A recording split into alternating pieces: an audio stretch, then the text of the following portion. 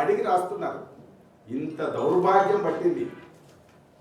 ఆ రాస్తున్నటువంటి వాళ్ళు ఇవాళ తెలంగాణ భాషను చాలా ముడి సరుకుగా, మార్కెట్ సరుకుగా మార్చినటువంటి ఒక వాతావరణం ఉంది. కాబట్టి ఇవాళ మనం జాగ్రత్తగా ఉండాలి.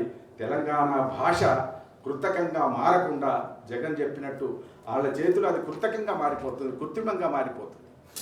రాజేంద్ర ప్రసాద్ ప్రధాన పాత్రగా ఉన్న ఒక ఇటీవల విడుదలైన ఒక ఆ సినిమాను చూస్తూ ఉంటే భాష బాగానే రాశాడు.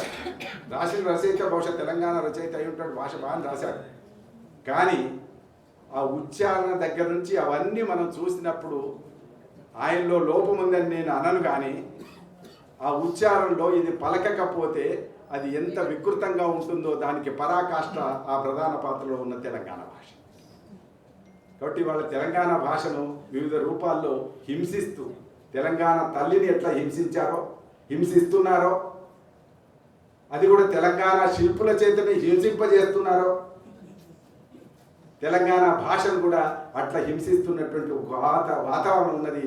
దీన్ని కూడా కాపాడవలసినటువంటి, పరిరక్షించవలసినటువంటి, నిజమైన తెలంగాణ భాషలో ఉండే జీవమేదో చెప్పవలసినటువంటి గురుతర బాధ్యత మన రచయితల మీదనే ఉంది, తెలంగాణ రచయితల సంఘం మీదనే ఉన్నది. మీ అందరికీ మరొకసారి చేతులెత్తి వినమ్రంగా ఇచ్చేస్తూ, మనం వర్తమాన సందర్భంలో చేయాల్సిన పాత్ర చాలా ఉంది, పోషించాల్సిన కృషి చాలా ఉంది.